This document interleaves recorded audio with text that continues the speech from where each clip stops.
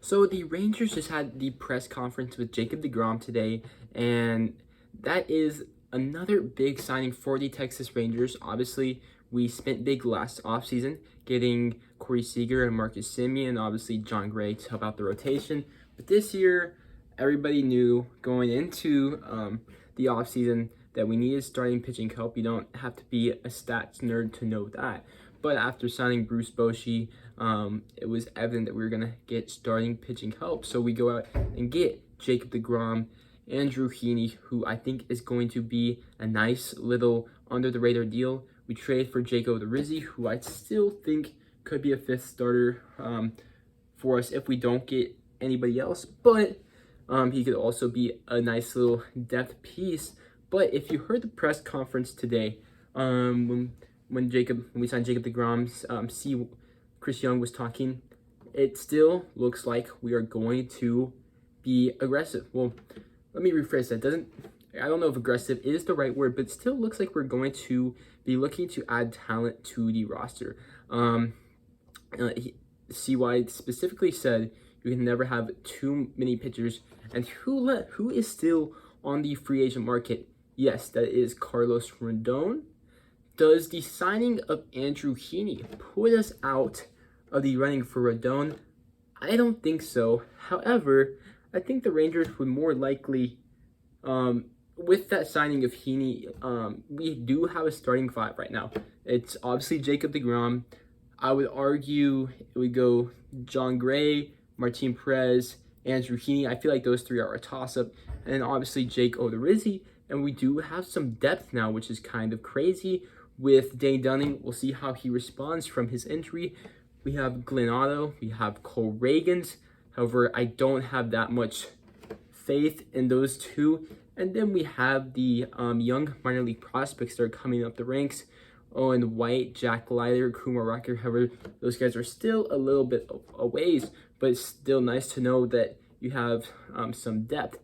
However, I think it'd be more beneficial if you're still able to sign or trade for one more guy, whether that be Carlos Rodon, because that gives you two legitimate aces in your rotation, or you could go the little bit lesser option and sign Cody Senga, who could potentially be an ace, but there is some concerns if his stuff will translate to the MLB level, and there is some concerns about will his innings translate as well, because that's a concern, because obviously we have Jacob DeGrom, who has been hurt, and we also just signed Andrew Heaney, who didn't pitch a lot last year. However, when he pitched, he was actually one of the best pitchers in the MLB.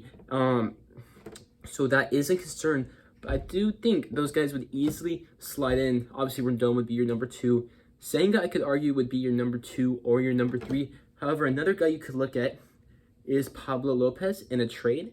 You can look at him because I know the Marlins have said he's been on the trade block for a while. And then I know teams have been looking at Josh Smith and Ezekiel Duran in trades. I'd rather send off Josh Smith rather than Ezekiel Duran. There are also guys like Michael Wacha. So I do think we don't necessarily have to get Carlos Rodon. However, the aggressiveness of the Rangers shows that you can't really count out signing Rodon. That would be insane. And from the signs, the Rangers want to make the playoffs next year. And signing Rodon would really push you towards being a playoff team. Right now, obviously, we're better than what we were last year with the signing of DeGrom. Of course, Jake Odorizzi was a steal of a trade, in my opinion. Doesn't mean I think he'll be the best pitcher, but you trade Colby Allard for Jake Odorizzi. That was nice. And then getting Andrew Heaney. However, I think you're still short on innings. And then obviously we have Dane Dunning as depth, but you don't know how he's going to respond to the injury. So I think one more guy would help. I'm not going to pin a name, but I think Rodon would be nice. I still think we're in the running. I know the Cardinals and the Yankees are in on him as well. Cody Senga, I don't think we are necessarily in on him. I think we were earlier in the offseason, but I don't think we are right now. And we could look at Pablo Lopez in a trade, or maybe a lesser option like Michael Wacha, or something on a cheap deal like Martin Perez from last offseason. But the big thing is the outfield. So right now our left fielder is Josh Smith or Brad, what's his name? Brad Miller. And I'm honestly surprised Brad Miller has stayed on the roster this long. I think eventually, whenever, so I do think we're going to get a left fielder no matter what. I think when we do, I think he is the first guy to go. And who could we look at? Because obviously, there's a lot of young guys out there. But from the press conference, it seems like they trust Leody enough to play center field. And mainly, I don't think he is going to hit in the major leagues. But obviously, he has a solid glove. And he can run. He can run, and he has a good arm. But who could we look at? I think because right now after the Mitch Haniger signing, I thought the Rangers, they were in on him, but the Giants went out and signed Mitch Haniger. So after that signing, it's like, oh shoot, the options got limited fast. You could look at a Brian Reynolds trade, but if I trade for him, I'd be putting him in center field, not left field. And I really don't know. Like, I know Brian Reynolds did ask for a trade, but I really don't know if the Pirates are wanting to trade him because he still has team control. The MLB hasn't gotten to the point of the NFL or the NBA where if they request a trade, they are necessarily forced out. That isn't the MLB right now. But I would look at Joey Gallo or Michael Conforto. I'd kind of put those guys in the same category as guys that obviously Gallo sucked last year and Conforto was injured. But those are two guys with high ceilings that could perform well next year. And if they didn't perform well, then it's better. I guarantee it'd be better than Brad Miller. There's Andrew Benintendi, who would be a solid option. But the reason why I'm concerned with Benintendi is for the reason that this was the best season of his career. And he's never really been that great of a hitter. And I'm just wondering if this will only last, if he's only balled out in his contract year. Like, obviously, it takes a lot to hit in the MLB, but I'm just curious, will this translate? And he's obviously going to ask for a decent contract. But if you work out the, if it's not that long in years, then I don't think it'd be too bad of a signing.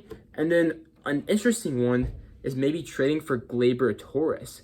So obviously played shortstop his entire career and recently played second base for the Yankees this year. But hear me out on this. You move him to the left field, get some good baseball savant numbers, and you get him for 2 years of team control. However, obviously he hasn't played left field, so you'd have to see how that goes. But if Josh Young struggles at third base, maybe you slide Gleyber Torres down to third base just to get some production out of that position.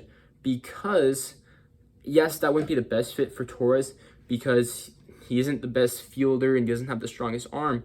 But at least you give some flexibility between an infielder that can maybe rotate between the infield and the outfield. The only two guys that we have like that right now, or maybe three, is Brad Miller, Josh Smith, and Eli White. However, none of those guys bring the same hit tool as Gleyber Torres. So those are the two big spots that I think the Rangers definitely need to add: starting pitching and the outfield. I think with the pitching, there is obvious clear candidates that the Rangers can go out and target right now. With the outfield, after the Mitch Haniger signing, it's less clear. Obviously, there's Brandon Nimmo and Brian Reynolds. That would be via trade, but I really don't think the Rangers would go out and sign Brandon Nimmo, especially after DeGrom. And if they were to go out and get Carlos Rendon, because I really do think there is a good chance we get Rendon. And if we were to get Rendon, then I wouldn't count on Brandon Nimmo. However, it would be interesting. Maybe if we don't get Rendon, maybe there is a chance for Nimmo. However, I don't really think that is a possibility. And of course, every team will add new relief arms every year. And what the Rangers have done is always get some minor league contracts with players, and usually they've panned out. But I'll look at Craig Kimbrell. Yes, he didn't play that well last year. However, he still has some good stuff in the tank. Of according to his baseball savant metrics. So maybe you bring him in with Bruce Bochy. You can change things around, and maybe you have an elite closer for the back end of the bullpen. There's Adam Ottavino, who's still a free agent, who had a solid year last year. However, the relief pitching has been going at a really pricey rate this year in free agency. So maybe that's not the route the Rangers want to go, because I think if you were to sign Kimbrel, he'd be cheaper since he didn't have the best year last year.